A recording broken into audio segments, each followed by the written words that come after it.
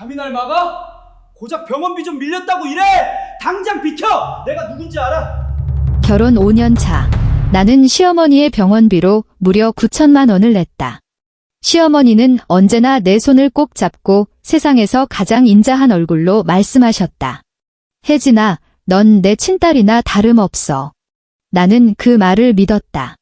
그래서 남편이 집안 사정이 좀 어려워서 그러는데 당신 월급 통장 내가 관리하면 안 될까? 라고 했을 때도 나는 두말 없이 내주었다. 이혼하던 날 그의 양복 주머니에서 카드 영수증 한 장을 발견하기 전까지는 말이다. 제주도 신라호텔 허니문 스위트룸 예약증. 투숙객 명단에는 그와 그 여자의 이름이 적혀 있었다. 날짜는 우리가 법적으로 남남이 된 바로 3일 뒤였다. 나는 웃었다. 그리고 삼성서울병원 VIP 병동 원무과에 전화를 걸었다. 한혜진 명의로 된 모든 신용보증과 결제 승인 한도 지금 즉시 중단해주세요. 그날 밤 내 휴대폰은 99번이나 울렸다. 나는 받지 않았다. 나는 강남의 미슐랭 레스토랑에 앉아 미디엄 레어로 익힌 한우 스테이크를 썰며 창밖으로 흐르는 한강의 야경을 내려다보았다. 그들은 아직 모른다. 내 친정 성씨가 정이씨라는 것을. 대한민국에서 그 정씨가 의미하는 바를 말이다. 본격적인 이야기를 시작하기 전에 여러분이 어느 지역에서 듣고 계신지 댓글로 남겨주세요. 좋아요와 구독도 잊지 마시고요. 여러분의 응원이 이 채널을 성장시키고 더 흥미진진한 이야기를 들려드리는데 큰 힘이 됩니다. 용산구의 겨울 공기에는 언제나 눅눅한 곰팡내 같은 것이 섞여 있었다. 나는 차가운 바닥에 무릎을 꿇고 있었다. 하필이면 무릎뼈가 타일 이음새를 짓누르고 있었다. 그 가느다란 틈새가 무딘 칼날처럼 살을 파고들었다. 고무장갑 안은 땀으로 축축했다. 손목을 타고 흘러내린 땀방울이 소매 끝을 적시며 거무죽죽한 얼룩을 만들어냈다. 식탁 밑에 눌러붙은 얼룩을 닦아냈다. 사흘 전 성준이 와인 잔을 깨뜨린 흔적이었다. 알코올 냄새와 들쩍지근한 과일 향이 뒤섞여 아무리 닦아도 지워지지 않았다. 이 아파트는 겨우 42제곱미터 13평 남짓이었다. 마음속으로 그 숫자를 되뇌고 있을 때 냉장고의 컴프레서가 갑자기 웅웅거리며 저음의 진동을 뱉어냈다. 마치 거대한 짐승이 숨을 몰아쉬는 소리 같았다. 나는 이 소리에 이미 익숙해져 있었다. 위층 여자가 매일 밤 11시면 시작하는 쿵쿵거리는 홈트레이닝 소리나 옆집 아기가 밤새워 울어대는 소리, 그리고 새벽 3시 반이면 성준이 현관문을 열고 들어오는 소리에 놀라 깨고는 다시 자는 척하는 일상처럼 말이다. 그는 언제나 비틀거리며 욕실로 들어가 수도꼭지를 끝까지 틀어놓곤 했다. 탁자 위에서 휴대폰이 진동했다. 액정에 뜬 두 글자를 확인했다. 어머니. 그 단어를 보는 순간 나도 모르게 손가락에 힘이 들어갔다. 고무장갑이 뿌드득하고 소름 끼치는 마찰음을 냈다. 나는 손등으로 이마의 땀을 훔쳐내고 장갑 한쪽을 벗어 던진 뒤 영상통화 버튼을 눌렀다. 화면이 밝아지는 순간 눈에 들어온 것은 삼성서울병원 VIP 병동의 눈부시게 하얀 천장이었다. 카메라 앵글이 천천히 내려가더니 전동 침대에 기대 앉은 시어머니 김순자 여사의 반쪽 얼굴이 드러났다. 그녀는 유백색 마스크팩을 붙이고 있었다. 눈과 입만 뚫린 그 모습은 마치 심해에 사는 연체동물처럼 보였다. 침대 옆 협탁에는 싱싱한 흰색 리시안셔스 꽃다발이 놓여 있었고 그 옆에는 뜯지 않은 수입 초콜릿 상자가 보였다. 혜진아. 수화기 너머로 들려오는 목소리는 깃털처럼 가벼웠다. 어머니, 몸은 좀 어떠세요? 나는 조건반사적으로 대답했다. 지난 5년간 수없이 연습해온 순종적이고 나긋나긋한 며느리의 톤이었다. 동시에 나는 카메라 앵글을 살짝 위로 올렸다. 보풀이 잔뜩 일어난 내 낡은 스웨터가 보이지 않게 하려는 필사적인 노력이었다. 어떻긴 뭘 어때? 시어머니가 한숨을 내쉬자 마스크팩이 덩달아 쭈글거렸다. 맨날 여기 누워있으려니 온몸이 녹쓰는 것 같다. 참, 이번 달 병원비 청구서 나왔다.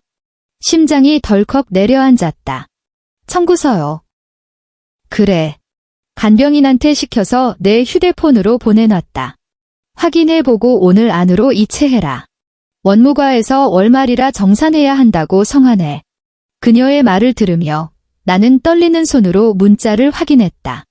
숫자가 눈앞에 튀어오르는 순간 눈앞이 아찔해졌다. 4,500만 원. 나는 그 숫자를 뚫어지게 바라보았다. 전신에서 피가 썰물처럼 빠져나가 차게 식는 기분이었다. 화면 속에서 깜빡이는 그 숫자는 마치 한낮의 태양처럼 내 망막을 찌르고 들어왔다. 잘못 본 것이기를 바라며 눈을 몇 번이나 깜빡였지만 그 잔인한 숫자는 요지부동이었다. 혜진아, 혜진아, 내 말 듣고 있니? 시어머니의 목소리가 나를 현실로 잡아끌었다. 네네, 어머니. 나는 간신히 목소리의 떨림을 눌렀다. 확인했어요. 오늘 중으로 보낼게요. 그래, 알았다. 그녀의 목소리에 만족감이 스쳤다. 마스크팩 아래 입꼬리가 살짝 올라가는 게 보였다.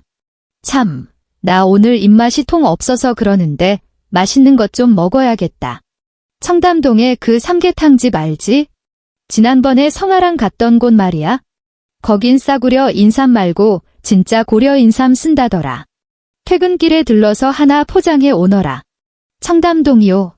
나는 용산구에 살고 회사는 종로구에 있다. 병원은 강남구 일원동이다. 그런데 청담동이라니. 어머니, 청담동은 가는 길하고 방향이 안 맞아. 그녀의 목소리가 단번에 날카로워졌다. 미간을 찌푸리자 마스크팩에 틈이 벌어졌다. 혜진아, 시어머니가 아파서 병원에 누워있는데 삼계탕 국물 한 모금 마시고 싶다는 게 그렇게 힘든 부탁이니? 아니에요. 그런 뜻이 아니라. 됐어. 그녀는 귀찮다는 듯 손을 휘저었다. 손톱에 새로 받은 프렌치 네일이 화면 속에서 번쩍였다. 알아서 해라. 나 피곤해서 좀 쉬어야겠다. 영상 통화가 끊어졌다. 까만 화면 위로 내 얼굴이 비쳤다. 창백하고 지친 얼굴.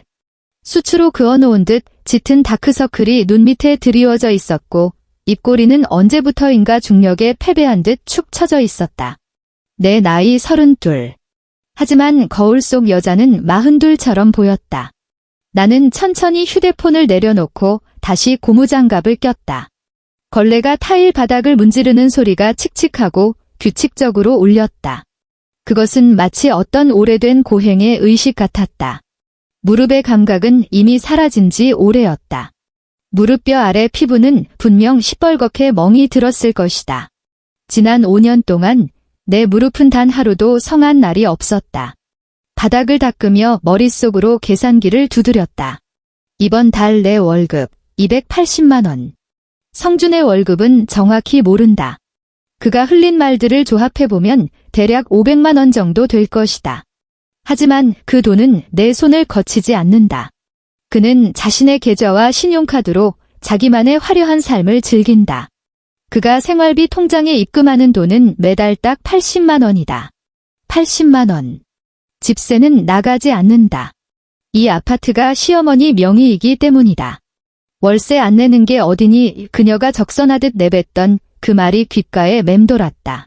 하지만 관리비, 도시가스, 수도요금, 인터넷, 휴대폰 요금, 각종 보험료 이 모든 공과금만 해도 50만 원이 훌쩍 넘는다. 남은 30만 원으로 두 사람의 식비와 생활비를 해결해야 한다. 그리고 시어머니의 병원비는 오롯이 내 몫이었다. 처음엔 이렇게 길어질 줄 몰랐다. 혜진아, 내가 몸이 좀 안 좋아서 검사 좀 받아야겠다. 입원비 내가 일단 좀 내줘라. 나중에 성준이 보너스 나오면 갚으마. 2년 전 시어머니가 처음 삼성서울병원 VIP 병실에 입원했을 때 했던 말이다. 나중에 보너스 나오면 갚으마. 지난 2년 동안 나는 이 세 단어가 실현되는 꼴을 단 한 번도 보지 못했다. 나는 은행 앱을 열어 통장 잔고를 한참이나 들여다보았다. 4,521만 원. 기가 막히게 딱 맞았다. 이 병원비를 이체하고 나면 내 전 재산은 21만 원이 된다. 21만 원. 청담동 삼계탕은커녕 그 반값도 안 되는 돈이다. 이체 버튼 위에서 엄지손가락이 멈췄다. 좀처럼 누를 수가 없었다. 창밖으로 보이는 용산의 하늘은 잿빛이었다. 흐린 건지 미세먼지인지 알 수 없는 탁한 색이었다. 아래층 편의점 간판이 뿜어내는 창백한 불빛이 덜컹거리는 소리와 함께 흔들리고 있었다. 눈시울이 시큰거릴 때까지 그 간판을 노려보았다. 그리고 나는 이체 버튼을 눌렀다. 휴대폰이 짧게 진동하며 알림을 띄웠다. 이체가 완료되었습니다. 잔액 21만 원. 나는 휴대폰을 바닥에 엎어두고 다시 걸레질을 시작했다. 성준이 돌아온 건 새벽 1시 17분이었다. 시간을 정확히 아는 건 내가 침대에 누워 천장만 바라보며 위층 남자의 발자국 소리를 세고 있었기 때문이다. 거실에서 안방으로, 안방에서 화장실로. 그 남자는 1시간 넘게 왔다 갔다 했다. 나는 그 발자국 소리에 집중하며 내 옆에 텅 빈 자리를 애써 외면하고 있었다. 도어록이 띠띠띠하고 경쾌한 소리를 냈다. 현관에서 부스럭거리는 소리가 들렸다. 신발을 벗는 소리였다. 나는 눈을 감고 자는 척했다. 발자국 소리가 침실로 다가와 침대맡에서 멈췄다. 그의 시선이 내게 꽂히는 게 느껴졌다. 차갑고 계산적인 시선이었다. 내가 잠들었다고 판단했는지 그는 몸을 돌려 욕실로 향했다. 곧이어 물 쏟아지는 소리가 거세게 들려왔다. 나는 눈을 뜨고 욕실 문틈으로 새어나오는 불빛을 멍하니 바라보았다. 15분 뒤 그가 나왔다. 불을 켜지는 않았지만 복도의 비상등 불빛이 문틈으로 스며들어 그의 실루엣을 희미하게 비췄다. 그는 옷장 앞으로 걸어가 벗어둔 양복 상의를 의자에 아무렇게나 던져두었다. 그 순간 낯선 향기가 코끝을 스쳤다. 향수 냄새였다. 내 향수가 아니었다. 나는 향수를 안 산 지 3년이 넘었다. 내게 향수는 사치품이었다. 마지막 향수는 결혼 첫 해 성준이 사준 이름 모를 브랜드의 50ml짜리 작은 병이었다. 그마저도 다 쓴 뒤로는 빈 병만 화장대에 굴러다녔다. 하지만 지금 내 코를 찌르는 이 향기는 달랐다. 묵직하고 달콤하면서도 제스민과 머스크 향이 묘하게 섞인 관능적인 향이었다. 잡지에서 본 적이 있다. 프랑스 명품 브랜드의 리미티드 에디션. 한 병에 80만 원이 넘는다고 했다. 위산이 역류하는 듯한 구역질이 치밀었다. 당신 왔어. 어둠 속에서 내 목소리가 갈라진 채 튀어나갔다. 그의 움직임이 멈칫했다. 깼어. 미안한 기색은 전혀 없었다. 오히려 짜증 섞인 목소리였다. 자라, 내일 출근 안 해. 1시가 넘었어. 그래서 오늘 회사 회식이었어? 왜 물었는지 모르겠다. 아니, 알면서도 모른 척하고 싶었다. 그가 돌아섰다. 표정은 보이지 않았지만 미간을 잔뜩 찌푸리고 있을 게 분명했다. 그래, 회식. 왜? 아니야. 아니긴 뭐가 아니야. 갑자기 그의 목소리가 커졌다. 마치 억울한 사람처럼 공격적으로. 당신 무슨 의심해? 쥐꼬리만한 월급 받는 주제에 의심은 많아가지고. 사람 피곤하게 진짜. 나는 그냥 뭐. 그가 말을 끊으며 의자에 던져둔 양복을 신경질적으로 집어들었다. 내가 밖에서 뼈 빠지게 일해서 돈 벌어오는데 집에 와서까지 이런 취급 당해야 돼? 나 서재 가서 잘 테니까 맘대로 생각해. 쾅, 문이 닫혔다. 그 굉음이 고요한 새벽 공기를 찢었다. 뺨을 한 대 얻어맞은 기분이었다. 나는 다시 천장을 바라보며 내 심장 소리를 들었다. 이상하게도 슬프지 않았다. 아니, 슬퍼할 기운조차 남아있지 않았다. 이런 싸움, 문을 쾅 닫고 나가는 뒷모습, 혼자 남겨진 밤의 적막. 너무 많이 겪어서 이제는 숨 쉬는 것처럼 자연스러운 일상이 되어버렸다. 한참 뒤, 나는 침대에서 일어났다. 도둑고양이처럼 살금살금 거실로 나가 의자에 걸린 그의 양복을 찾았다. 어둠 속에서 양복을 들어 코를 박았다. 향수 냄새가 더욱 진동했다. 손이 떨려왔다. 슬픔 때문이 아니었다. 분노인지, 절망인지, 아니면 체념에 가까운 무감각인지 모를 감정이 소용돌이쳤다. 나는 양복 주머니에 손을 넣었다. 오른쪽 주머니는 비어 있었다. 왼쪽 주머니에 무언가 잡혔다.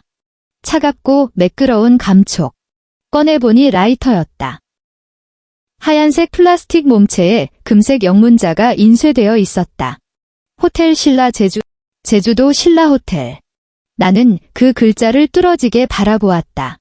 성주는 지난달 부산으로 출장을 간다고 했다. 2박 3일 일정이었다. 제주도가 아니었다. 분명히 부산이라고 했다. 라이터를 쥔 손에 힘이 들어갔다. 손가락 마디가 하얗게 질리고 뼈가 삐걱거렸다. 나는 어두운 거실 한가운데 석상처럼 서 있었다. 냉장고가 다시 웅웅거렸고 창밖으로 차 지나가는 소리가 들려왔다.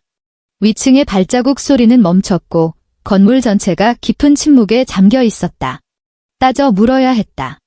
이 라이터를 그 얼굴에 집어 던지며 왜 거짓말했냐고, 누구랑 갔냐고, 거기서 뭘 했냐고 소리 질러야 했다. 하지만 나는 그러지 않았다. 그저 가만히 서서 내 안에 무언가가 소리 없이 무너져 내리는 걸 느꼈다. 거대한 빙하가 녹아내리듯 조용하지만 돌이킬 수 없는 붕괴였다. 결국 나는 안방으로 돌아왔다.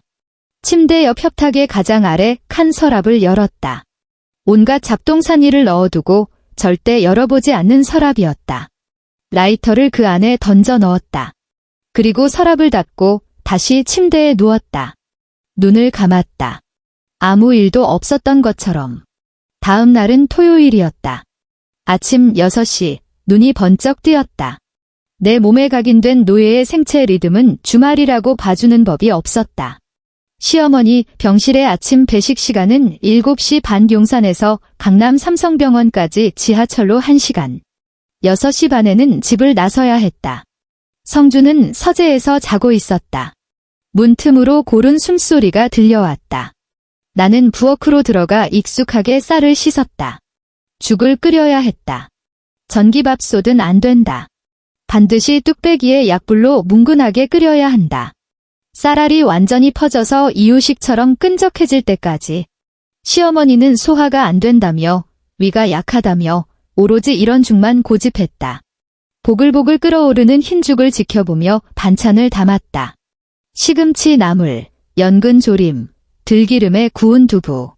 어젯밤 미리 만들어 냉장고 제일 윗칸에 숨겨둔 것들이었다. 보온 도시락을 챙겨 들고 6년 된 롱패딩을 걸쳤다. 소매 끝은 닳아서 하얀 솜이 비집어 나와 있었고 작년 설날 시댁에서 전 부치다 튄 기름 얼룩은 아무리 빨아도 지워지지 않았다. 새 옷을 살까 싶어 쇼핑몰 앱을 켰다가도 20만 원, 30만 원 하는 가격표를 보면 조용히 뒤로 가기를 누르곤 했다. 30만 원. 내 보름치 생활비다. 감히 패딩 따위에 쓸 수 없는 돈이었다. 토요일 새벽 지하철은 한산했다. 나는 구석자리에 앉아 보온 가방을 무릎에 올리고 멍하니 창밖을 바라보았다. 터널의 어둠만이 휙휙 지나갔다. 휴대폰이 징하고 울렸다. 시어머니의 카카오톡이었다. 혜진아, 올 때 과일 좀 사와라. 딸기 먹고 싶네. 롯데백화점 지하식품관 거 알지? 딴 데 건 싱싱하지가 않아서 싫다. 롯데백화점 딸기. 한 팩에 12알, 가격은 8만 원. 내 통장 잔액 21만 원. 메시지를 한참 동안 노려보다가 짧게 답장을 보냈다. 네, 알겠습니다. 삼성병원 VIP 병동은 지하 3층에서 전용 엘리베이터로 연결된다. 처음 왔을 때 나는 이곳이 호텔인 줄 알았다. 대리석 바닥, 화려한 샹들리에 제복 입은 직원들, 그리고 병실마다 노인 생화까지. 시어머니의 병실은 8층 가장 안쪽, 한강이 내려다 보이는 특실이었다. 문을 열고 들어가자 텔레비전 소리가 요란했다.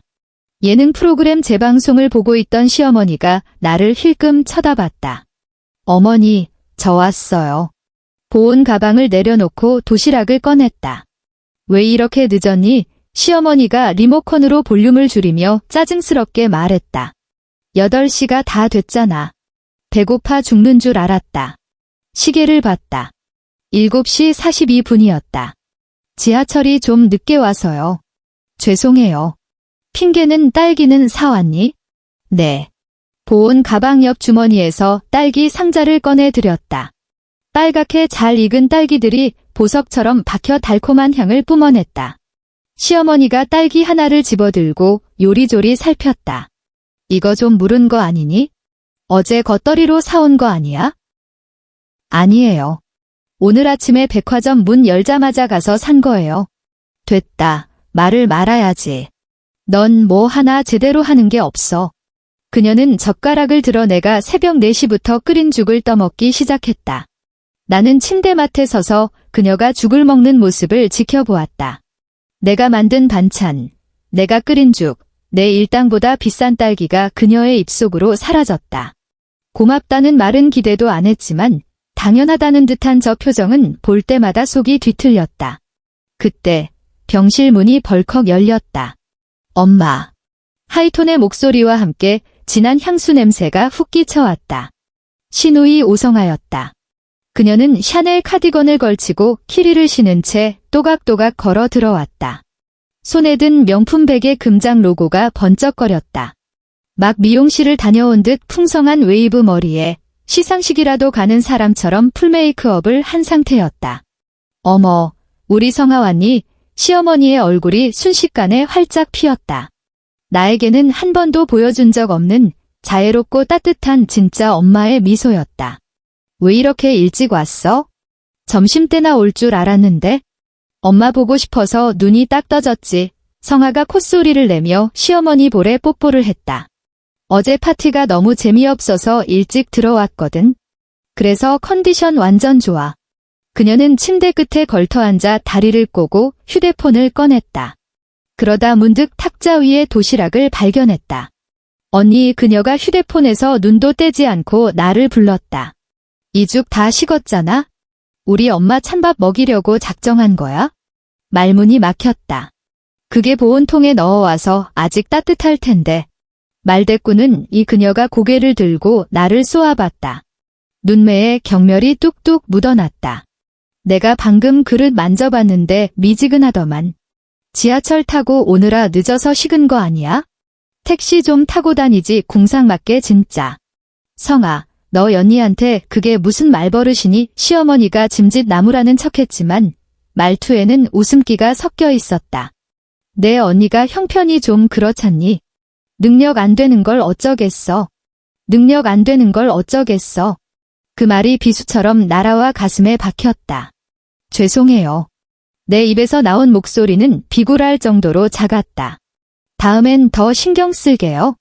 성아는 코웃음을 치며 다시 휴대폰으로 시선을 돌렸다. 나는 병풍처럼 서 있었다. 두 모녀는 어제 파티가 어땠는지, 누가 무슨 명품을 샀는지, 누구네 아들이 포르쉐를 뽑았는지 쉴 새 없이 떠들어댔다. 그들의 대화는 화려하고 생기가 넘쳤다. 나는 투명 인간이 되어 물을 떠다 바치고 휴지를 뽑아주고 쓰레기를 치웠다. 협탁 위 액자가 눈에 들어왔다. 시어머니와 성아가 파리 여행 가서 찍은 사진이었다. 두 사람은 수백만 원짜리 트위드 재킷을 커플룩으로 맞춰 입고 에펠탑 앞에서 환하게 웃고 있었다. 나는 고개를 숙여 내 패딩을 내려다보았다. 너덜너덜해진 소매, 지워지지 않는 기름 얼룩, 고장나서 끝까지 올라가지 않는 지퍼. 이 패딩을 입은 지 6년이 지났다. 6년. 병원 문을 나섰을 땐 정오가 다 되어 있었다. 광장에 서서 하늘을 올려다보았다. 겨울 햇살이 창백하게 쏟아졌다. 태양이 너무 멀리 있는 것 같았다. 마치 나와는 다른 차원에 존재하는 것처럼. 휴대폰이 울렸다. 회사 메일 알림이었다. 발신, 인사팀. 수신, 한예진 대리. 제목, 면담 요청. 내용, 금일 오후 2시까지 인사팀장실로 오세요. 메일을 멍하니 바라보았다. 토요일인데 인사팀이 주말에 메일을 보내는 경우는 흔치 않다. 아니, 불길한 징조다. 나는 깊은 한숨을 내쉬고 지하철역으로 향했다. 인사팀장실은 6층 구석진 곳에 있었다. 창문 하나 없는 좁은 방, 노크하고 문을 열자 김 부장이 안경을 벗으며 나를 맞았다. 한 대리, 왔나? 앉게. 맞은편 의자에 앉자마자 손에 땀이 찼다. 한 대리 그가 피곤한 얼굴로 입을 열었다. 자네 이번 달 고과 말이야 하. 그가 긴 한숨을 내쉬었다. 무슨 말을 하려는지 알 것 같았다. 이번 달에만 휴가를 닷새나 썼다. 시어머니가 갑자기 열이 나서 이틀, 공항 픽업 가야 한다고 하루, 주치의 면담 있다고 또 이틀. 한 달 근무일 중 4분의 1을 날렸다. 한 대리, 효녀인 건 알겠어. 가족 아픈데 챙겨야지. 그럼. 근데 마리아 회사가 자선단체는 아니잖아. 나는 고개를 숙이고 책상 모서리만 바라보았다. 자네 프로젝트 진행 상황도 엉망이고 거래처 클레임도 벌써 몇 번째야. 이 차장이 어제 나 찾아와서 더는 커버 못 치겠다고 하더군. 죄송합니다. 목이 메어 목소리가 잘 나오지 않았다. 더 열심히 하겠습니다. 열심히. 김 부장이 쓴웃음을 지었다. 한 대리, 요즘 경기 안 좋은 거 알지? 위에서도 인원 감축하라고 압박이 장난 아니야. 지난달 영업팀 3명 나갔어. 이번엔 기획팀 차례일 수도 있어 겁주는 게 아니라 상황 파악 좀 하라고 하는 소리네. 나는 기계적으로 고개를 끄덕였다. 그만 가보게. 어떻게 처신해야 할지는 본인이 더 잘 알겠지? 인사팀장실을 나와 복도를 걸었다. 토요일에 텅 빈 사무실 복도. 비상구 유도 등만 을씨년스럽게 깜빡거렸다. 벽에 기대서 휴대폰을 켰다. 은행에 말림이 와 있었다. 간병인 서비스 이용료 85만원 출금. 잔액 마이너스 63만원. 마이너스. 잔고가 마이너스가 되었다. 마이너스 통장 한도까지 갉아먹기 시작한 것이다. 그 마이너스 기호를 보고 있으니 눈앞이 흐려졌다. 복도 끝에 비상등이 깜빡이다가 툭 하고 꺼져버렸다. 텅 빈 복도에 내 거친 숨소리만 짐승의 울음소리처럼 울려 퍼졌다. 울지는 않았다. 마지막으로 온 게 언제인지 기억도 나지 않는다. 2년 전 시어머니가 처음 입원했을 때, 아니면 3년 전 이 아파트에 들어오며 내 집이니 월세는 안 받으마 라는 소리를 들었을 때, 아니면 결혼식 날 대여한 드레스를 입고 서 있는데 하객들이 신부네가 땡전 한 푼 없대 라고 수군거리는 걸 들었을 때 눈물샘이 말라버린 것 같았다. 눈은 뻑뻑하고 아팠지만 물기는 한 방울도 나오지 않았다. 나는 비틀거리며 탕비실로 들어갔다. 창문 밖으로 회색빛 도시가 보였다. 나는 포르말린에 절여진 표본 같았다. 겉모습은 살아있는 것 같지만 속은 이미 죽어 썩어 문드러진 표본. 그날 밤 성주는 들어오지 않았다. 문자를 3통 보내고 전화를 2번 걸었다. 답장은 없었고 신호음만 길게 이어졌다. 소파에 앉아 꺼진 휴대폰 화면만 바라보다가 다시 켜고 다시 꺼지기를 반복했다. 새벽 2시, 나는 포기했다. 안방으로 들어가 서랍을 열었다. 라이터는 그대로 있었다. 하얀색 플라스틱, 금색 글씨. 그걸 꺼내 손에 쥐었다. 차가운 감촉이 손바닥을 찔렀다. 나는 그것을 다시 던져 넣고 서랍을 닫았다. 무엇을 기다리는 걸까? 그의 변명. 아니면 뻔한 거짓말이라도 해줘서 내가 모르는 척 넘어갈 명분을 주기를? 하지만 그는 아무것도 주지 않았다. 심지어 집에 들어오지도 않았다. 그 후로 시간은 고장난 비디오 테이프처럼 빠르게, 그리고 엉망으로 흘러갔다.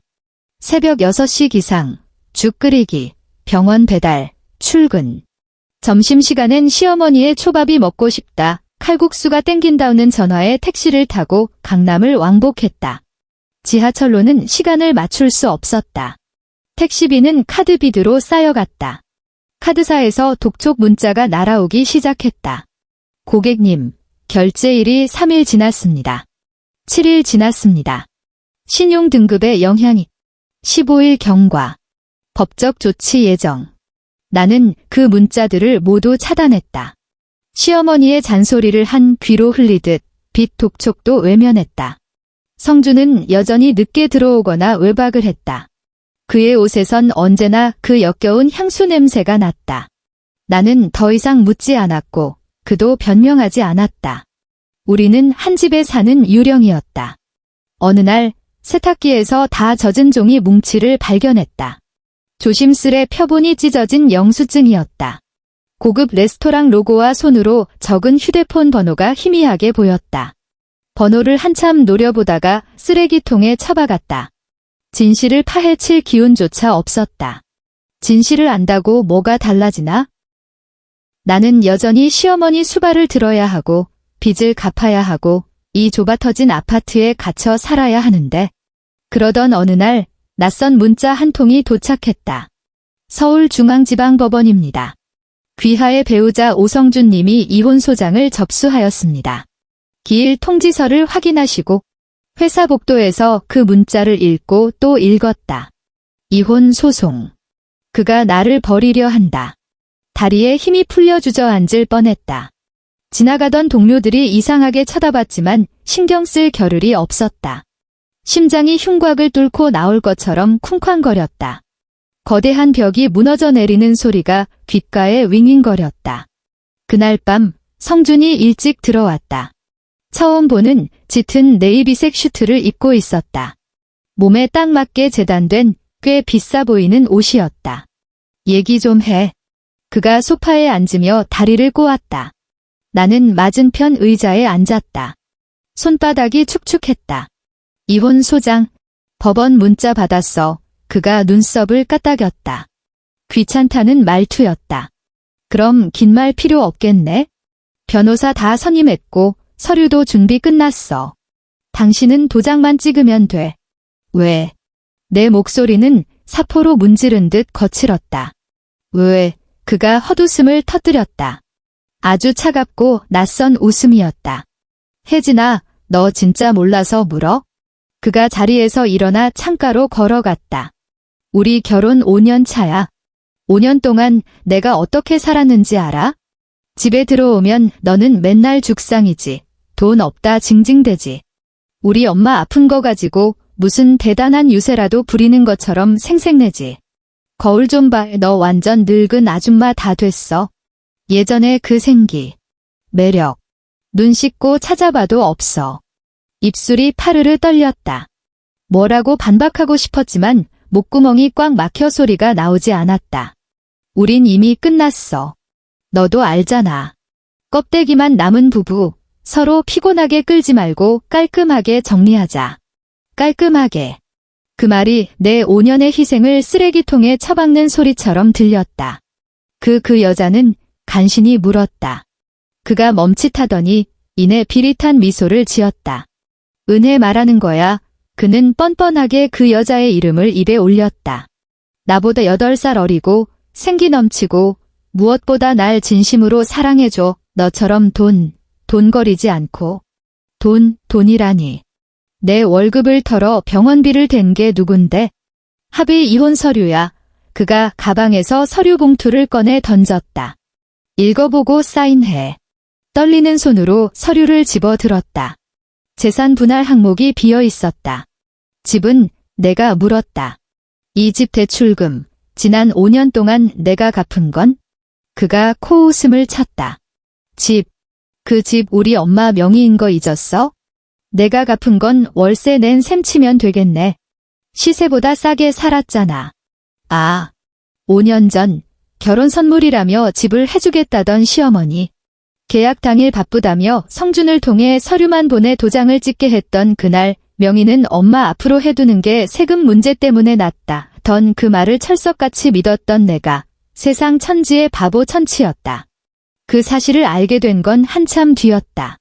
그 집의 등기부등본상 소유주는 단 한 사람, 김순자였다. 지난 5년 동안 꼬박꼬박 내 통장에서 빠져나간 그 돈은 법적으로 따지면 그저 시어머니의 대출금을 대신 갚아준 효심에 불과했다. 그럼 병원비는? 내가 다시 물었다. 지난 2년 동안 내가 어머니 병원비로 낸 돈은? 병원비, 그의 눈썹이 꿈틀거렸다. 그건 내가 자발적으로 낸 거잖아. 누가 칼 들고 협박했어? 내가 우리 엄마한테 잘 보이고 싶어서, 효녀 노릇하고 싶어서 안 달라서 낸 걸 왜 나한테 따져? 나는 그의 얼굴을 쳐다보았다.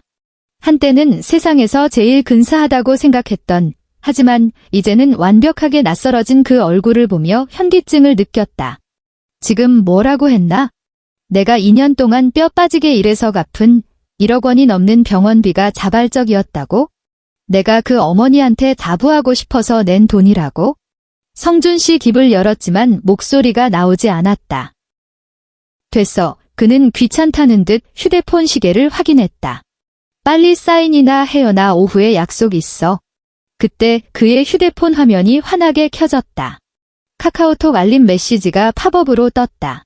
나도 봐버렸다. 여보, 나 반지 골랐어. 빨리 와서 봐줘잉. 프로필 사진 속 여자는 입술을 쭉 내밀고 귀여운 척 셀카를 찍고 있었다. 성준의 새로운 약혼녀, 은혜였다. 구청 이혼 신고 접수처로 가는 복도는 길었다. 영원히 끝나지 않을 것처럼 길고 지루했다. 벽은 우울한 미색 페인트로 칠해져 있었고 바닥의 장판은 색이 발해 있었다. 머리 위 형광등 하나가 수명을 다해가는지 지직거리며 불안한 소음을 냈다. 나는 대기실 플라스틱 의자에 앉아 이혼 합의서를 꽉 쥐고 있었다. 옆에 앉은 성준은 쉴 새 없이 휴대폰만 들여다보았다. 손가락이 화면 위를 빠르게 미끄러질 때마다 입꼬리가 실룩거렸다. 누구랑 대화하는지 뻔했다. 표정에서 감추지 못하는 설렘과 기대가 뚝뚝 묻어났다. 한혜진님, 오성준님. 창구 너머에서 직원이 우리를 불렀다. 우리는 나란히 걸어갔다. 돋보기 안경을 쓴 중년의 여성 공무원은 마치 석고상처럼 무표정했다. 그녀는 우리를 한번 쓱 훑어보더니 서류를 밀어주었다. 내용 확인하시고 여기에 서명하세요. 나는 서류를 내려다보았다. 흰 종이 위에 검은 글씨가 선명했다. 협의 이혼. 재산 분할 없음. 양육권 해당 사항 없음. 채무 부담 각자 부담. 내 시선이 재산 분할 없음이라는 글자에 못 박힌 듯 멈췄다. 5년. 내 인생에서 가장 빛나던 5년을 이 남자에게 바쳤다. 시어머니 병구안하느라 승진 기회를 포기했다. 시어머니 병원비 대느라 내 통장을 텅텅 비웠다. 시어머니에게 샤넬 재킷을 사 입히느라 나는 다 해진 패딩을 기워 입었다. 그런데 지금 그가 내게 내민 건 아무것도 적히지 않은 백지 한 장뿐이었다. 빨리 써. 옆에서 성준이 짜증스럽게 재촉했다. 시간 끌지 말고. 나는 펜을 들었다. 펜 끝이 종이 위에서 파르르 떨렸다. 빨리 좀 하라고. 그가 다시 닥달했다. 나 오후에 진짜 바쁘단 말이야. 나는 서명했다. 한혜진. 펜 끝에서 흘러나온 세 글자가 반듯하면서도 낯설게 느껴졌다. 마치 남의 이름 같았다. 직원이 서류를 가져가 도장을 쾅 찍더니 건조하게 말했다. 처리되었습니다. 각자 신분증 챙겨가세요. 그렇게 끝났다. 5년의 결혼 생활이 이렇게 허무하게 증발해버렸다. 눈물도, 고성도, 드라마 같은 장면도 없었다. 마치 코를 푼 휴지를 구겨서 쓰레기통에 툭 던져버리는 것처럼 그렇게 가볍고 하찮게. 구청 정문을 나서자 정오의 햇살이 눈을 찔렀다. 2월의 서울은 여전히 추웠다. 강바람이 비릿한 냄새를 품고 불어왔다. 나는 계단 위에 서서 눈을 가늘게 뜨고 거리를 오가는 사람들을 바라보았다. 내가 서 있는 이곳이 현실이 아닌 다른 차원처럼 느껴졌다. 그때 검은색 벤츠 한 대가 미끄러지듯 다가와 도로변에 멈췄다. 창문이 스르륵 내려가더니 성준의 들뜬 얼굴이 나타났다. 혜진아. 그가 창밖으로 고개를 내밀고 뭔가 말하려는데 조수석 문이 벌컥 열렸다. 한 젊은 여자가 차에서 내렸다. 몸에 딱 달라붙는 아이보리색 원피스에 옅은 색 코트를 걸치고 뾰족한 스틸레토 힐을 신은 여자였다. 진한 화장에 붉은 립스틱을 바르고 굵게 웨이브진 머리카락을 어깨 뒤로 넘긴 그녀. 그녀는 성준에게 다가가 보란 듯이 팔짱을 꼈다. 그리고 나를 쳐다보았다. 언니, 그녀가 꿀을 탄 듯 끈적하고 달콤한 목소리로 웃으며 말했다. 그동안 우리 성준 오빠 챙겨주느라 고생 많았어요. 고마워요. 나는 그녀의 공들인 화장과 성준의 팔에 매달린 그 당당한 태도, 그리고 승리감에 도취된 눈빛을 바라보았다. 이제부턴 그녀가 잠시 뜸을 들이더니 더 활짝 웃었다. 제가 알아서 잘 모실게요. 말을 마친 그녀가 손목을 들어 시간을 확인하는 척했다. 새로 산 까르띠에 팔찌였다. 18K 로즈골드에 자잘한 다이아몬드가 박혀 있어 햇빛을 받아 번쩍거렸다. 성준이 그녀의 귓가에 뭐라고 속삭이자 그녀가 까르르 웃으며 그의 어깨를 찰싹 때렸다. 아잉, 오빠도 참. 두 사람은 차에 올랐다. 검은색 벤츠가 엔진 소리를 높이며 차들 사이로 끼어들더니 뒤도 돌아보지 않고 사라졌다. 나는 구청 계단에 서서 그 차가 시야에서 사라질 때까지 바라보았다. 바람이 거세졌다. 나는 6년 된 패딩의 깃을 여미고 계단을 내려왔다. 거리를 걷고 있는데 휴대폰이 울렸다. 시어머니였다. 혜진아, 수화기 너머의 목소리는 평소와 다름없이 뻔뻔했다. 왜 아직도 안 오니? 간병인이 오늘치 비용 입금 안 됐다고 난리다. 나는 인도 한복판에 멈춰 서서 그녀의 말을 들었다. 참, 방금 성준이한테 들었는데 너희 서류 정리했다며. 그녀가 혀를 찼다. 쯧, 너무 속상해하지 마라. 성준이가 심성은 착한 앤데 내가 솔직히 우리 집안이랑 격이 좀 안 맞긴 했잖니.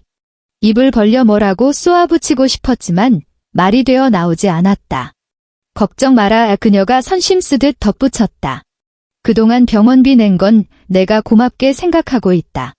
나중에 명절 때 성준이 시켜서 떡값이라도 좀 챙겨주마. 그녀의 말투는 마치 거지에게 동전 몇 푼 던져주겠다는 듯한 오만함으로 가득 차 있었다. 어머니. 한참 만에 입을 뗀 내 목소리는 내 것이 아닌 것처럼 갈라져 있었다. 부디 만수무강하세요. 나는 전화를 끊었다. 까맣게 변한 화면 위로 내 얼굴이 비쳤다. 창백하고 지치고 인내심으로 지식여진 얼굴. 나는 그 얼굴을 한참 동안 들여다보았다. 그리고 휴대폰을 주머니에 넣고 다시 걸었다.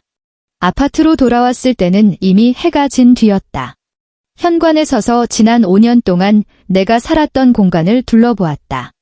42제곱미터. 거실에 놓인 내가 발품 팔아 고른 소파. 석 달치 월급을 모아 샀던 식탁 위의 그릇 세트. 베란다에서 내가 매일 물을 주며 키운 스킨답서스 화분. 이제 이 모든 것은 내 것이 아니었다.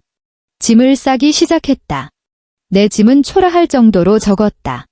여행 가방 2개, 거기에 내 모든 옷이 다 들어갔다. 책 몇 권, 낡은 노트북 하나, 그리고 저렴한 화장품 몇 개가 전부였다. 하나씩 가방에 넣는 내 손길은 아주 느리고 조심스러웠다. 마치 큰 소리라도 내면 무언가 깨질 것처럼. 짐을 반쯤 쌌을 때 도어록이 삑삑거렸다. 띠.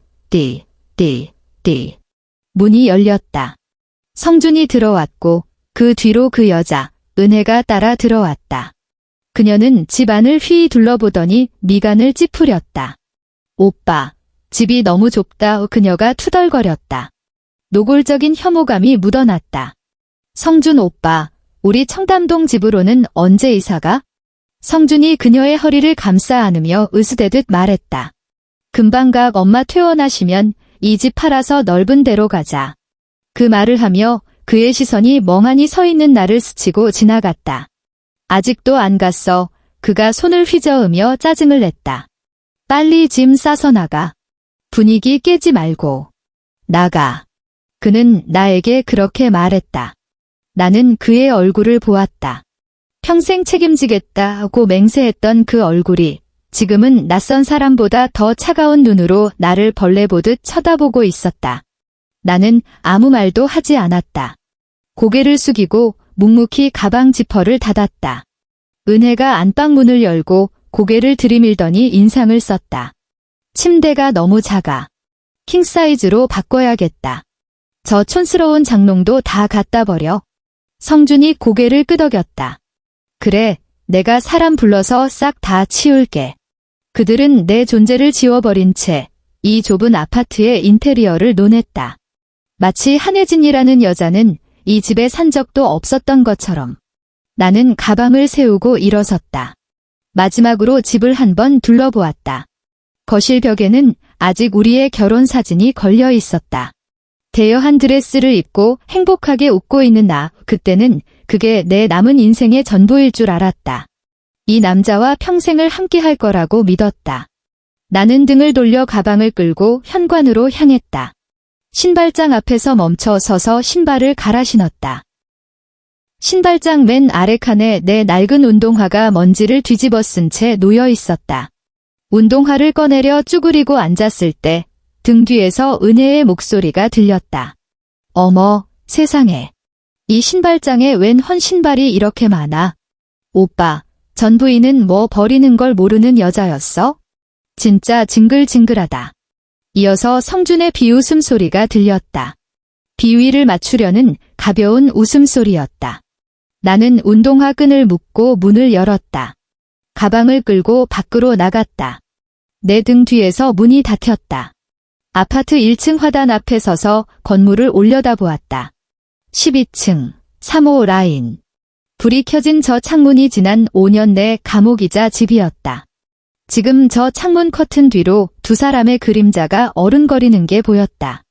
목이 뻐근해질 때까지, 눈이 시려울 때까지 그 불빛을 바라보았다. 그리고 고개를 떨구고 가방 손잡이를 잡았다. 이제 가야 했다. 그때였다. 차 한 대가 내 옆으로 미끄러져 들어와 멈췄다. 평범한 차가 아니었다. 롤스로이스 팬텀. 칠흑 같은 차체가 가로등 불빛을 받아 묵직한 광택을 뿜어냈다. 잡지나 텔레비전에서나 보던 차가 바로 내 코앞에 있었다. 엔진 후드 위에 솟아있는 작은 환희의 여신상 잼블럼이 선명하게 보였다. 뒷좌석 문이 열렸다. 짙은 색 맞춤 정장을 입은 중년 남자가 내렸다. 머리카락은 한 올의 흐트러짐도 없이 넘겨져 있었고 얼굴에는 피로가 묻어났지만 눈빛만은 형형했다. 범접할 수 없는 위험이 서려 있었다. 그가 나를 보았다. 그의 눈시울이 붉어졌다. 진아. 그의 목소리가 떨렸다. 탁하고 젖은 목소리였다. 나는 멍하니 서 있었다. 그 남자의 얼굴을 보는 순간 낯설면서도 기묘한 익숙함이 밀려왔다. 내 기억의 가장 깊은 곳, 5살 이전의 흐릿한 잔상 속 이미지와 눈앞의 남자가 겹쳐졌다. 내가 거의 잊고 살았던 그 세계. 누구? 진아. 그가 한 걸음 다가왔다. 고생 많았다. 이 아비가 못나서 널 지켜주지 못했어. 아비. 아버지. 그 단어가 녹슨 자물쇠를 부수듯 내 기억의 문을 열어젖혔다. 기억났다. 5살 이전, 내 이름은 한혜진이 아니었다. 나는 정혜진이었다. 내 아버지는 금강그룹 회장, 정명훈이었다. 내 어머니는 금강가의 며느리이자 그룹의 후계자 중 한 명이었다. 하지만 그 후 일어난 일들, 집안의 암투, 경영권 분쟁, 납치 위협, 어머니는 나를 데리고 그 세계에서 도망쳤다. 이름을 바꾸고 신분을 숨기고 평범한 사람들 틈에 섞여 살았다. 내가 누구였는지조차 잊어버릴 만큼 완벽하게 숨죽여 살았다. 지난 세월 동안 그가 내 바로 앞까지 다가왔다. 손을 들어 내 뺨을 만지려다 허공에서 멈칫했다. 널 찾아 헤맸다. 드디어 찾았어. 나는 그의 눈가에 잡힌 주름을, 희끗희끗한 귀밑머리를 최고급 원단으로 감쌌지만 세월의 무게를 이기지 못한 그의 어깨를 바라보았다. 27년. 내가 그 세계를 떠난 지 27년이 지났다. 진아. 아버지가, 그래, 이제 아버지라 불러야 할 그가 단호하게 말했다. 이제 다 끝났다. 쥐새끼 같은 놈들은 다 정리했어. 금강그룹은 다시 우리 것이다. 이제 집에 가자. 집. 그 단어가 낯설고 멀게만 느껴져 귓가에서 웅웅거렸다. 나는 내 꼬락서니를 내려다보았다. 다 해진 패딩을 입고 바퀴 빠진 여행 가방을 끌고 낡은 아파트 화단 앞에 서서 방금 전 남편에게 쫓겨난 여자. 이게 지금의 나였다. 그런데 눈앞에 이 남자는 내가 금강그룹 회장의 딸이라고 했다. 금강그룹. 대한민국 최대의 유통제국.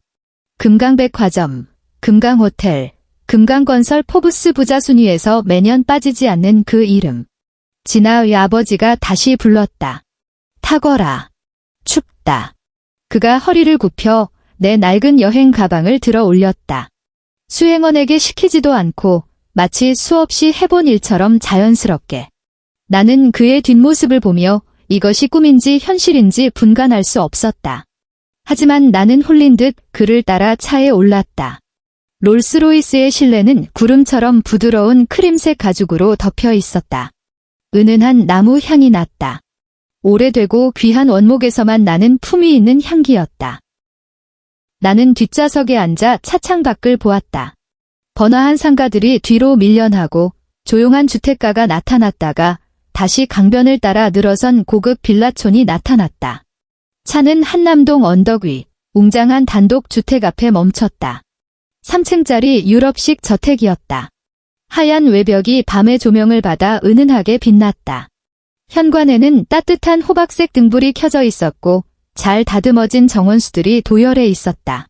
내가 어릴 때 살던 집이다, 아버지가 말했다. 내가 돌아올 날만 기다리며 그대로 관리해뒀어. 차에서 내려 저택을 올려다보았다. 가슴속에서 무언가가 울컥 치솟았다. 그리움일까? 아니면 더 복잡하고 설명할 수 없는 감정일까? 육중한 현관문이 열리고 제복을 입은 고용인들이 양옆으로 줄지어 서서 일제히 허리를 숙였다. 아가씨, 환영합니다. 그날 밤, 나는 예전 아파트 안방보다 더 넓은 침대에 누워 천장의 정교한 조각 장식을 바라보며 뜬 눈으로 밤을 지새웠다. 이집트산 면 시트는 비단처럼 매끄러웠고 거위 털베개는 머리를 대자마자 푹 꺼질 듯 부드러웠다. 공기 중에는 숙면을 돕는다는 아로마 향이 감돌았다. 하지만 잠이 오지 않았다. 시어머니가 누워있는 병실 생각이 났다.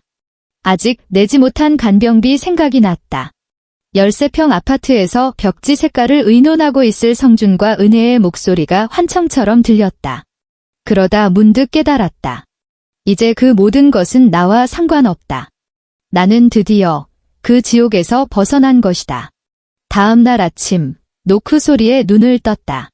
아가씨, 회장님께서 서재에서 기다리십니다.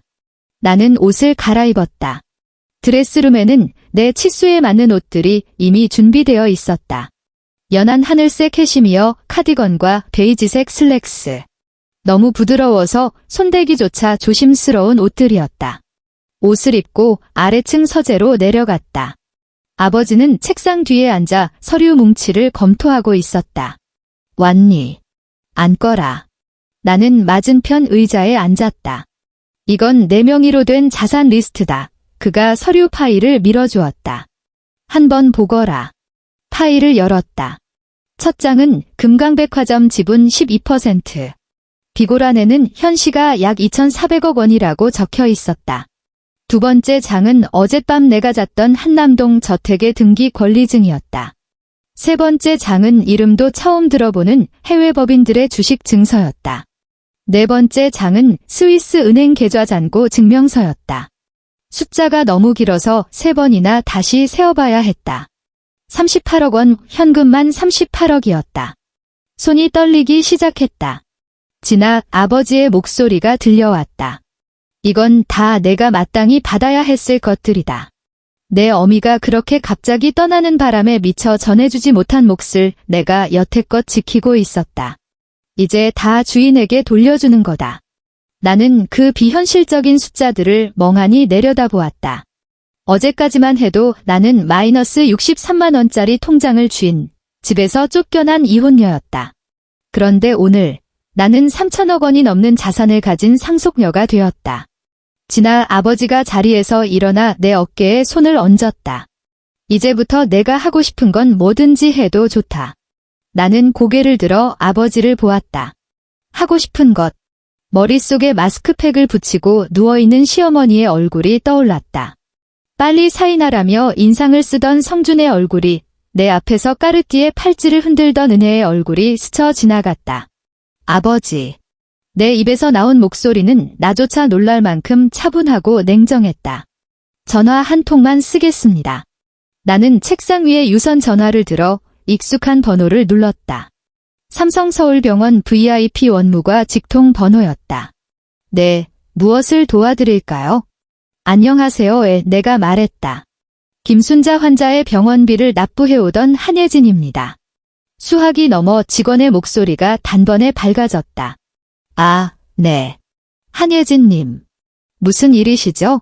김순자님 병실은 지금. 오늘 전화드린 건 내가 말을 끊었다. 목소리에는 감정이 섞이지 않았다. 모든 결제 승인을 중단하기 위해서입니다. 네. 지금 이 시간부로 김순자의 모든 비용, 입원비, 간병비, 수술 예약금, 그 어떤 비용도 저와는 무관합니다. 제 이름을 보증인 명단에서 삭제하고 등록된 카드 정보도 전부 폐기해주세요. 수화기 너머에서 3초간 침묵이 흘렀다. 이어서 당황한 키보드 타자 소리가 요란하게 들렸다. 한예진님. 정말이십니까? 지금 김순자님 앞으로 미납된 비용이랑 다음 달 수술비까지 하면 그건 그 환자 사정이고요. 내가 차갑게 잘라 말했다. 저랑은 관계없는 사람입니다. 끊습니다. 수화기를 내려놓았다. 딸깍. 그 작은 소리와 함께 지난 5년 동안 내 어깨를 짓누르던 족쇄가 바닥으로 떨어져 나가는 기분이었다. 그날 밤 성주는 은혜와 함께 강남의 한 파인 다이닝 레스토랑에 있었다. 인당 50만 원이 넘고 2주 전에는 예약해야 갈 수 있다는 곳이었다. 그들은 약혼을 자축하고 있었다. 은혜는 가슴이 깊게 파인 붉은 드레스를 입고 있었고 목에는 성준이 빚을 내서 사준 다이아몬드 목걸이가 걸려 있었다. 그녀는 샴페인 잔을 들고 성준에게 사진을 찍으라고 성하였다. 자기야, 예쁘게 좀 찍어봐. 인스타에 올려야 한단 말이야. 그때 성준의 휴대폰이 울렸다. 액정을 확인한 그가 미간을 찌푸렸다. 아, 진짜.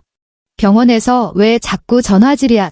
그가 전화를 받자마자 간병인의 다급한 비명이 고막을 때렸다. 보호자님, 큰일 났어요. 어머님 병원비 계좌가 다 막혔어요. 원래 결제하던 며느님이 승인을 다 취소해버렸대요. 지금 당장 밀린 병실료랑 다음 달 수술 선납금 내셔야 해요. 안 그러면 퇴원 조치한대요. 총액이 3억 2천만 원입니다. 3억 2천만 원. 성주는 폰을 든 채 석고상처럼 굳어버렸다. 순식간에 얼굴에서 핏기가 싹 가셨다. 자기야, 은혜가 입술을 삐죽거렸다. 왜 그래? 분위기 깨게. 빨리 와서 사진이나 찍어주라니까? 성주는 대답하지 못했다. 눈앞에 3억 2천만 원이라는 숫자가 둥둥 떠다녔다. 그의 연봉은 세전 6천만 원. 그마저도 은혜에게 명품 가방과 보석을 사다 바치느라 모아둔 돈은커녕 마이너스 통장만 남은 상태였다. 한예진 그가 헛소리처럼 중얼거렸다. 이 여자가 미쳤나? 다음 날 새벽, 성주는 삼성병원으로 달려갔다. 로비를 가로질러 미친 사람처럼 뛰었다. 엘리베이터를 타고 VIP 병동으로 올라갔다. 엘리베이터 문이 열리자마자 병실 문 앞에 붙은 빨간 딱지가 보였다. 진료비 미납 안내. 그는 종이를 북 찢어버리고 병실 문을 벌컥 열었다. 어머니 김순자가 침대에 앉아 불그락푸르락한 얼굴로 간병인에게 고래고래 소리를 지르고 있었다. 너희가 뭔데 내 약을 끊어? 내 아들이 누군지 알아? 내 며느리가 누군지 아냐고. 성준이 들어오자 그녀가 멈칫했다. 성준아, 그녀가 구세주라도 만난 듯 소리쳤다. 빨리 저것들한테 말 좀 해라. 약을 안 준단다. 무슨 결제가 막혔다느니 헛소리를 해대는데 이게 말이 되니? 혜진이 그 기집애가 꼬박꼬박 내고 있잖아. 당장 전화해서 따져. 엄마의 성준의 목소리가 덜덜 떨렸다. 혜진이랑 우리 이혼했잖아. 이혼? 김순자가 눈을 동그랗게 떴다. 이혼이 뭐? 이혼했다고 시어머니 병원비를 안 내? 그게 말이 돼? 걔가 지난 5년 동안 어떻게 했는데? 엄마, 성준이 비명을 지르듯 소리쳤다. 걔가 다 끊었어. 돈 안 낸대. 뭐, 김순자의 목소리가 찢어질 듯 높아졌다. 그년이 미쳤구나. 감히 누구 안전이라고. 엄마, 지금 욕할 때가 아니야. 성준이 떨리는 손으로 휴대폰을 꺼냈다. 내가 일단 전화해볼게. 그는 혜진의 번호를 눌렀다. 뚜루루 뚜루루. 받지 않았다. 다시 걸었다. 여전히 받지 않았다. 10번, 20번, 99번을 걸었다. 손가락에 경련이 일어날 지경이었다. 하지만 돌아오는 건 차가운 기계음뿐이었다. 고객님이 전화를 받지 않아. 같은 시각, 시누이 오성아에게도 소식이 전해졌다. 그녀는 택시를 타고 혜진이 살던 용산 아파트로 쳐들어갔다. 문을 쾅쾅 두드렸다. 문이 열렸다. 하지만 나온 건 혜진이 아니었다. 은혜였다. 부스스한 머리에 잠옷바람으로 나온 은혜가 짜증 가득한 얼굴로 쏘아붙였다. 아침부터 누구세요? 성아가 멈칫했다. 한혜진 어디 갔어? 나 걔 좀 만나야겠는데. 한혜진, 은혜가 코웃음을 쳤다. 아, 그 전처. 이사 간 지가 언젠데. 들리는 소문으로는 한남동 저택으로 들어갔다던데. 성아가 입을 딱 벌렸다. 한남동? 대한민국 최고의 부촌, 회장님들이나 산다는 그 한남동? 뭐 잘못 알고 있는 거 아니에요? 성아의 목소리가 떨렸다. 우리 올케아니 걔가 무슨 돈이 있어서 한남동을 가요? 쥐뿔도 없는 앤데? 은혜는 대꾸할 가치도 없다는 듯 눈을 흘기더니 문을 쾅 닫아버렸다. 성주는 인터넷에 한혜진이라는 이름을 미친 듯이 검색했다. 검색 결과를 보는 순간 온몸에 피가 얼어붙는 것 같았다. 속보 금강그룹 정명훈 회장의 외동딸 극적 귀환. 27년 만에 되찾은 핏줄. 단독 베일 벗은 금강그룹 상속녀 정혜진, 그룹 부회장 취임. 포토 금강백화점 주주총회에 참석한 정혜진 신임 부회장의 압도적 아우라. 기사 메인 사진에는 검은색 정장을 입은 여자가 있었다. 머리를 우아하게 묶고 중년의 임원들 사이에서 당당하게 미소 짓고 있는 여자. 혜진이었다. 아니, 정혜진이었다. 성주는 휴대폰을 쥔 손에 힘이 빠져 바닥에 떨어뜨렸다. 액정 속에서 혜진의 미소가 그를 비웃는 듯 했다. 뒤에서 김순자의 날카로운 비명이 들려왔다. 뭐라고? 걔가 금강그룹 딸이라고? 그럼 그 돈이 다 지난 5년 동안 걔가 냈던 그 돈이 다. 성주는 아무 말도 할 수 없었다.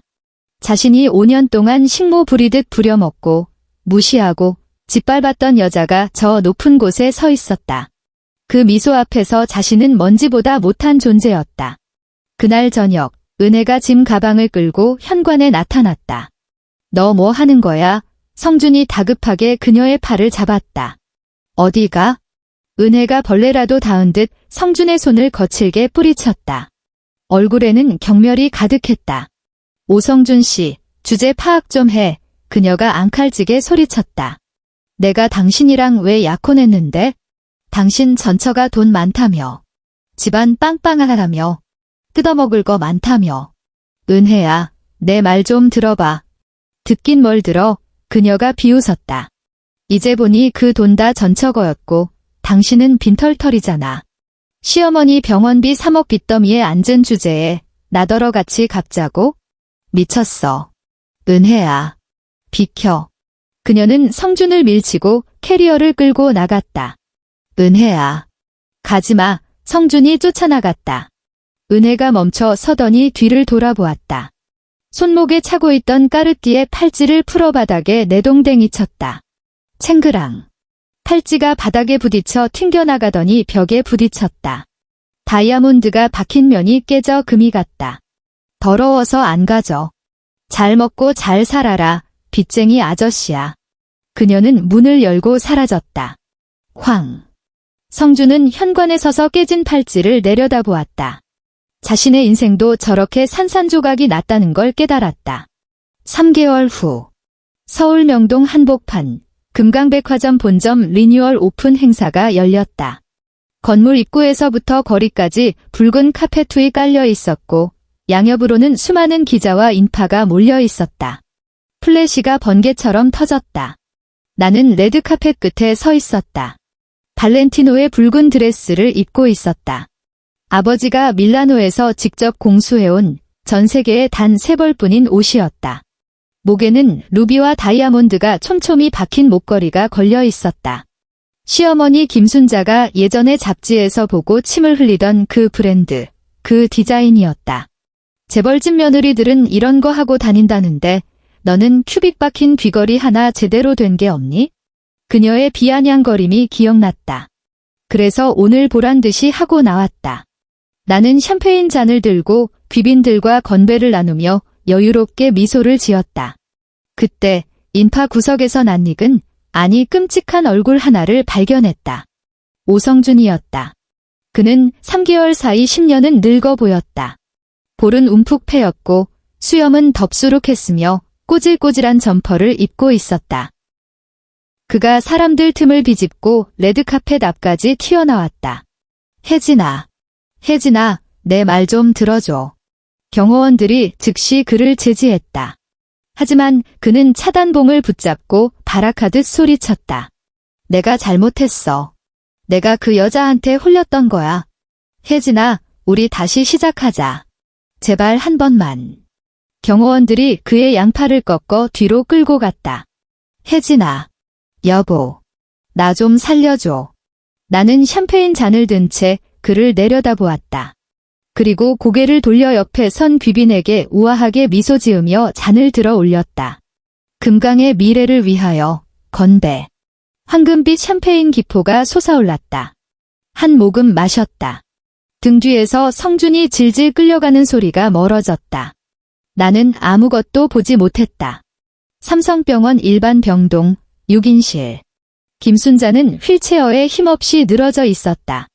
병실 안은 시장통처럼 시끄러웠고 소독약 냄새와 퀴퀴한 냄새가 섞여 있었다. 그녀의 눈은 초점을 잃었고 반쯤 벌어진 입에서는 침이 흘러내려 환자복을 적셨다. VIP 병실은 꿈도 꿀 수 없었다. 비용을 감당할 수 없어 쫓겨나듯 일반 병실로 옮겨졌다. 좁디좁은 침대들이 다닥다닥 붙어 있어 숨조차 쉬기 힘든 곳이었다. 복도를 지나던 간호사들이 수군거리는 소리가 들렸다. 저 할머니야? 며느리가 금강그룹 딸인 줄도 모르고 그렇게 구박했다는 사람이? 맞아. 며느리 등골 빼먹다가 이혼당하고 쫓겨났대잖아. 지금 수술비도 없어서 저러고 있는 거래? 쯧쯧, 인과응보네. 김순자는 그 소리를 들었다. 얼굴이 시뻘개졌다. 당장이라도 소리를 지르고 싶었다. 하지만 입에서는 그어으어하는 짐승 같은 소리만 새어나왔다. 한 달 전 화병으로 쓰러진 뒤 뇌졸중이 와서 말을 할 수 없게 되었다. 그녀는 허공에 대고 힘없는 손을 휘저으며 침을 흘렸다. 간병인은 무심한 얼굴로 휠체어를 밀고 복도 끝으로 사라졌다. 법원의 판결문이 도착한 날, 성주는 공사판에서 벽돌을 나르고 있었다. 용산 아파트는 이미 팔아치웠다. 하지만 그 돈으로도 병원비와 위자료를 감당하기엔 턱없이 부족했다. 법원은 판결했다. 오성준의 부정행위가 명백하고 내 명의를 도용해 대부업체에서 몰래 대출을 받은 금융사기 혐의까지 인정되어 모든 채무를 변제하고 위자료 1억 원을 지급하라고. 1억. 지금의 나에게는 껌값도 안 되는 돈이다. 하지만 지금의 성준에게는 평생을 일해도 갚지 못할 거대한 산이었다. 그는 반신불수가 된 어머니를 데리고 경기도 외곽의 반지하 방으로 들어갔다. 창문은 땅바닥에 붙어 있어 햇빛 한 줌 들어오지 않고 벽지에는 검은 곰팡이가 피어오르는 방, 비가 오면 하수구가 역류해 물바다가 되는 그런 곳. 그는 낮에는 노가다를 뛰고 밤에는 똥오줌을 못 가리는 어머니를 수발했다. 그의 손은 거칠어졌고 등가죽은 벗겨졌으며 한때 잘생겼던 얼굴은 찌들대로 찌들어버렸다.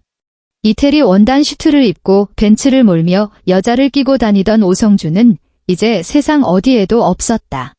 반년 후 나는 한남동 저택 테라스에 앉아 차를 마시고 있었다. 통유리 너머로 한강이 내려다 보였다. 강물 위로 쏟아지는 햇살이 윤슬이 되어 반짝거렸다. 마치 강 위에 금가루를 뿌려놓은 것 같았다. 비서가 다가와 편지 한 통을 건넸다. 부회장님, 발신인 없는 편지가 왔습니다. 편지 봉투는 꼬질꼬질했다. 흙먼지인지 뭔지 모를 얼룩이 묻어 있었다. 봉투를 열어 종이를 꺼냈다. 구겨졌다가 다시 편 흔적이 역력한 종이 위에 지렁이가 기어가는 듯한 떨리는 글씨체가 보였다.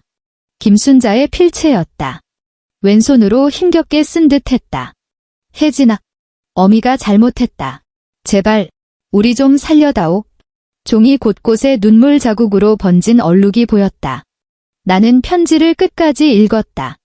그리고 종이를 반으로 접어 옆에 있는 문서 파쇄기에 넣었다. 위잉. 기계가 돌아가는 소리와 함께 그들의 구질구질한 변명과 애원이 잘게 찢겨 나갔다. 종이 조각이 되어 쓰레기통으로 떨어졌다. 나는 찻잔을 들고 피어오르는 김 너머로 창밖을 바라보았다. 한강은 여전히 유유히 흐르고 햇살은 눈부시게 찬란했다. 입가에 옅은 미소가 번졌다. 5년. 내 피와 눈물로 그들의 욕망을 채워주려 했던 시간들. 그 대가로 받은 건 이혼 합의서와 꺼져라는 말 한마디였다. 이제 그들은 남은 평생을 바쳐 그 5년의 빚을 갚아나가야 할 것이다. 차 향기가 참 좋았다. 오늘 날씨도 참 좋았다.